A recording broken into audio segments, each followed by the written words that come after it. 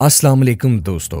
किस्सा ऑनलाइन में खुश आमदीद। कमाल कुम्हार के बताए हुए रास्ते के मुताबिक मैंने सबसे पहले टाली के दरख्तों के करीब बहती नहर पार की।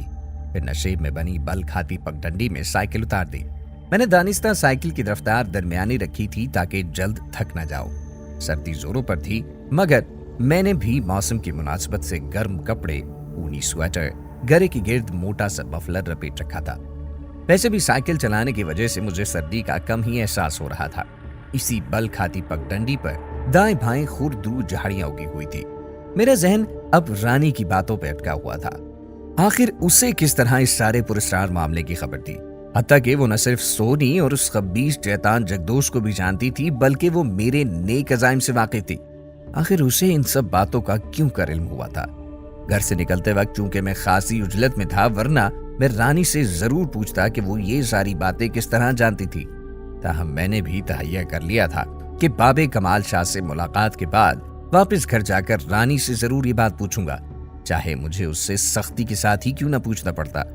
मैं साइकिल पर पैडल मारता हुआ चला जा रहा था कि मान मुझे सामने एक उम्र रसीदा बुढ़िया दिखाई दी। उसकी कमर में कुबसा उभरा हुआ था। वो लाठी भुरभुरी मिट्टी वाली जमीन पर टेकती हुई आगे बढ़ती जा रही थी।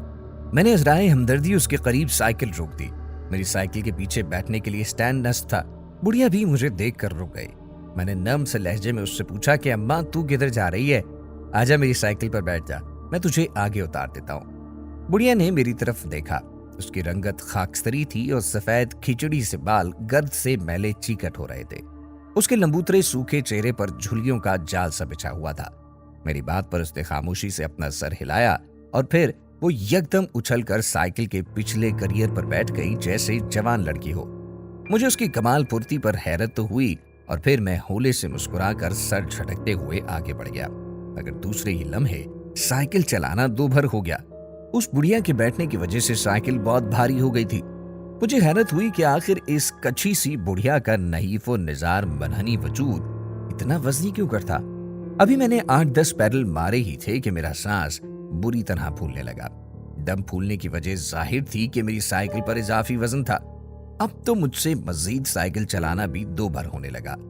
बिलाखिर थक हार कर मैंने साइकिल रोक दी और बुढ़िया से हाँपते हुए बोला, अम्मा, तेरा वजन तो बहुत ज्यादा है, मुझे तो बहुत आगे जाना है, तू मेहरबानी करके उतर जा। मगर बुढ़िया हार गई और खर्रांट लहजे में हाथ नचाकर बोली, अब मैं नहीं उतरूंगी। अच्छी भली तो जा रही थी, तूने मुझे रोका, मेरा वक्त भी जाया गया, अब ले चल मुझे अपने साथ। उसकी बात सुनकर पहले मुझे हैरत और बाद में गुस्सा आने लगा कि ये अच्छी मुसीबत है, उल्टी आंते गले को पड़ रही थी। अब मैंने उसे नर्म लहजे में समझाया, अम्मा, तेरा वजन बहुत ज्यादा है, मैं समझा तू हल्की फुल्की कमजोर सी बुढ़िया है, तुझे आसानी से ले जाऊंगा। तो क्या मैं तुझे मोटी भैंस नजर आ रही हूँ? तेरी अपनी साइकिल में खराबी होगी, उसे ठीक कर। मैं साइकिल से उतरा और बुढ़िया भी उतर गई। मैंने साइकिल का बगौर अच्छी तरह मुआयना किया, मगर उसमें मुझे कोई खास खराबी नजर न आई। मेरे जहन में इस बुढ़िया से छुटकारा पाने की अचानक एक तदबीर आई, लिहाजा मैंने उस पर फौरी अमल करने का सोचा और उस बुढ़िया को बिठाए बगैर साइकिल पर सवार हुआ और रवाना हो गया। अचानक बुढ़िया का मुझे कहकहा सुनाई दिया। मैं लरज उठा और अगले ही लम्हे एक इस्तख्वानी हाथ मेरी गद्दी पर पड़ा। मैं साइकिल समेत जमीन पर आ रहा था, मगर उस इस्तख्वानी हाथ के शिकंजे ने मेरी गर्दन न छोड़ी। मैंने तड़प कर उक़ब में जरा देखा और बुरी तरह दहल गया। बुढ़िया खासी दूर खड़ी थी, मगर उसका हाथ इस कदर दराज हो चुका था कि खौफ से मेरी घुगी बंद गई। फिर उस बुढ़िया ने मुझे दूर ही से खींचना शुरू कर दिया। मैं मिट्टी में घसीटता हुआ उसके जरा करीब पहुंचा तो उसने मेरी गर्दन छोड़ दी। मैं फौरन उठ खड़ा हुआ। बुढ़िया झुकी झुकी मुझे बड़ी मकाराना मुस्कुराहट से घूर रही थी। फिर अचानक मैंने उसकी कमर पर उभरे हुए कुब को हिलते देखा। अगले ही लम्हे देखा मैंने कि उसके कुब का हुजूम बढ़ता जा रहा था, जैसे फटने के करीब हो। और फिर ऐसा ही हुआ। कब कमीज को फाड़ कर उभर आया और फिर यकदम शक हुआ तो उसके अंदर एक खौफनाक चेहरे वाला सर उभरा। मैं उसे देखकर बुरी तरह दहल गया। ये मरदूद जगदोश का एक आंख वाला सर था। बुढ़िया का चेहरा झुका हुआ जमीन से लग गया था और वो बिल्कुल रुकू के पल अजीब मुज़िका खेज लग रही थी, मगर किसी तकलीफ का इजहार किए बगैर बदस्तूर हंसे जा रही थी। ओए बाल के, तेरा बेड़ा गर्क हो, मैं कहता हूं यहां से वापस लौट जा, वापस लौट जा। जगदोश के मुंह से 2 शाखा सुर्ख जबान लपलपाने लगी। वो गुर्रा रहा था और मुझे धमका रहा था। मैंने अपने खौफ पर काबू पाया और साइकिल की तरफ दौड़ लगा दी। साइकिल को खड़ा किया और फिर उस पर सवार होकर मैंने तेज तेज पैडल मारना शुरू कर दिए। हुक्म में मुझे बुढ़िया के शैतानी कहे कहे सुनाते देते रहे, मगर दिल ही दिल में मैं कुरानी आयात का विर्द करते हुए साइकिल दौड़ाए जा रहा था। अचानक मुझे अपने उक़ुब में किसी चौपाए के दौड़ने की आवाज आई। मैंने जरा गर्दन मोड़कर अपने पीछे देखा तो भयानक मंजर पाया। वो बुढ़िया चौपाए की तरह हाथों पैरों से दौड़ी चली आ रही थी और उसके कब्ज से जगदोश का एक आंख वाला सर भी बदस्तूर मौजूद था। उस बुढ़िया ने खासी दूर तक मेरा पीछा किया, मगर जैसे ही सामने मुझे आबादी के आसार नजर आए तो उस मनहूस बुढ़िया ने मेरा ताक़ुब छोड़ दिया। पगडंडी के दाएं बाएं लातादाद सरकंडों की झोंपड़ियां बनी हुई थी। काले कुम्हारे के मुताबिक यही जोगियों की बस्ती थी। तेज रफ्तारी से साइकिल चलाने की वजह से मेरा दम फूलने लगा था। मैंने जरा सस्ताने के लिए साइकिल झोंपड़ियों की तरफ मोड़ दी। यहाँ मैंने आगे बढ़कर एक हाथ वाले नल के हैंडपंप से पानी पिया, फिर जरा सांस लेकर एक बार आगे बढ़ गया। मुझे घर से निकले अब तक पौन घंटा बीत चुका था। जगदोश कम बखत मेरी राह खोटी करने की कोशिश कर रहा था और वो मक्कार बुढ़िया भी दर हकीकत उस खबीस जगदोश का ही कोई पुरस्कार चक्कर था। मैं अब दरमियानी रफ्तार से साइकिल पगडंडी पर दौड़ाए जा रहा था। अब मेरे इर्द गिर्द चटियल और लकदक मैदानी इलाका था। बल खादी पगडंडी भी अब एक कुशादा चौड़े रास्ते में तब्दील होने लगी थी और उसकी जमीन भी खासी सख्त होने की वजह से साइकिल चलाने की मशक्कत भी मुझसे कम ही हो रही थी। जाड़े की चमकदार धूप फैलने लगी थी। दूर मशरिकी उफक सूरज की धीरे धीरे उभरने वाली टिकिया से गुलगुलू हो रहा था। परिंदों की चाल मस्त डाजे मुनज्जम अंदाज में आबो दाना तलाशने के लिए महवे परवास थी। मेरे अतराफ में सन्नाटा और दूर दूर तक हद्दे निगाह तक वीरानी छाई हुई थी। मेरे दिल को अब भी जगदोश का खटका लगा हुआ था। मेरा उससे अब तक कई बार सामना हुआ था और इस बार की मुठभेड़ से मुझे एक उम्मीद अफजा हौसला ये मिला था कि जगदोश जितना बड़ा साहिर सही, लेकिन वो मुझे नुकसान पहुंचाने की अहलियत नहीं रखता था। इसकी क्या खास वजह थी वो मैं नहीं जानता था। कुछ यही वजह थी कि मैं अब पहले से भी ज्यादा हौसले, हिम्मत और बेखौफी के साथ अपने मकसद के हुसूल के लिए बदस्तूर जता हुआ था। मुझे इस तरह मुसलसल साइकिल चलाते हुए मजीद 1 घंटा बीत गया तो मुझे जरा तसल्ली होने लगी कि अब शायद वो खबीस शैतान जगदोश मेरा रास्ता खोटा करने की कोशिश नहीं करेगा। साथ ही दिल में अल्लाह से दुआएं मांगे जा रहा था कि मेरी ये मेहनत रायगा ना जाए और मेरी मुलाकात कमाली शाह बाबा से होकर रहे। मुझे बखूबी इल्म था कि कमाली शाह बाबा न सिर्फ जगदोश को जानता था, बल्कि वो मुझे इस मनहूस खंडर के बारे में भी जरूर बताएगा जहां मेरे दिल की बस्ती सोनी आबाद थी, बल्कि कैद थी।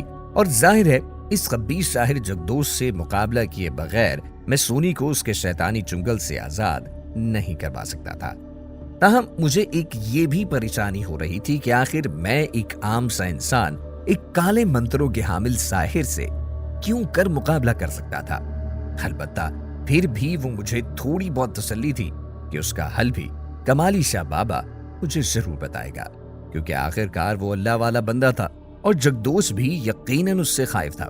ये सारी बातें सोचने के बाद मेरे दिल में उस अल्लाह वाले बंदे से मिलने की ख्वाहिश मजीद जड़ पकड़ने लगी। मान मुझे सामने फलाही और झुंड के दरमियान एक दरख्तों का घना जंगल दिखाई दिया। काले कुम्हार के बताए हुए रास्ते के मुताबिक इस मज़कूरा जंगल को पार करने के बाद टब्बे वाले पीर बाबा का आस्ताना नजर आना चाहिए था, जिधर कमाली शाह बाबा की मौजूदगी की उम्मीद थी। मगर जैसे जैसे फलाही और घना जंगल करीब आता जा रहा था, मेरे दिल को एक अनजाने खौफ ने जकड़ना शुरू कर दिया था। बिलाखिर मैं अल्लाह का नाम लेकर जंगल में दाखिल हो गया। यहाँ रास्ता तंग पड़ने लगा था। बहरहाल अब भी वो पगडंडी से जरा कुशादा ही था। अब मेरे आसपास फलाही और झुंड के पीरों के अलावा कदादम झाड़ियों का सिलसिला शुरू हो चुका था। यहाँ सूरज की रोशनी भी कम पड़ रही थी, इसलिए दिन में भी जंगल के अंदर अंधेरे का सा गुमा हो रहा था। मैंने एक तंग सा मोड़ काटा तो सामने एक कच्चे रास्ते के बिल्कुल बीच में मुझे कोई शय चक्करदार सी पड़ी नजर आई। मैं आहिस्ता आहिस्ता साइकिल चलाता हुआ जैसे ही उसके करीब पहुंचा तो मैंने एकदम अपनी साइकिल को ब्रेक लगा दी। वो कोई मोटा और काले रंग का नाग था, मगर उसने अपना फन अपने चक्करदार वजूद के अंदर छुपा रखा था। मेरा दिल जोर जोर से धड़कने लगा। میں نے سائیکل روک کر اپنے دونوں پاؤں گدی پر بیٹھے زمین پر ٹکا دیے، مگر سائیکل سے اترا نہیں تھا اور چند لمحے خوف زدہ سی نظروں سے اس خوفناک ناگ کو کنڈلی مارے بیٹھے دیکھتا رہا۔ اب میرے پاس اس کے قریب سے گزر کر آگے نکلنے کے سوا کوئی چارہ نہ تھا، مگر مجھے اس کے قریب سے ہو کر گزرتے ہوئے بھی ڈر لگ رہا تھا کہ کہیں یہ سویا ہوا ناگ یک دم جاگ نہ پڑے اور مجھے ڈس لے۔ اس سنسان اور ویران جنگل میں کوئی میری مدد کو نہ آئے گا، میں تو اس کے مہلک زہر سے پانی مانگے بنا ہی ڈھیر ہو جاؤں گا۔ ایک بار تو میری جی میں آئی کہ ادھر ہی سے واپس لوٹ جاؤں، مگر اس طرح میرا سارا مقصد ہی فوت ہو جاتا اور پھر سونی کو ہر حالت میں حاصل کرنے کی دھن بھی تو میرے سر پر سوار تھی۔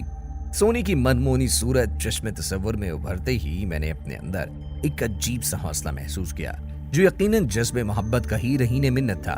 چنانچہ میں نے پھر فیصلہ کیا کہ سائیکل سے اتر کر ذرا ایک طرف ہوتے ہوئے ناگ کے قریب سے گزر جاؤں۔ یہ ارادہ باندھ کر میں بآہستگی سے سائیکل سے اترا، اللہ کا نام لیا اور آہستہ آہستہ میں نے سائیکل کا ہینڈل پکڑ کر پیدل ہی آگے بڑھنا شروع کر دیا۔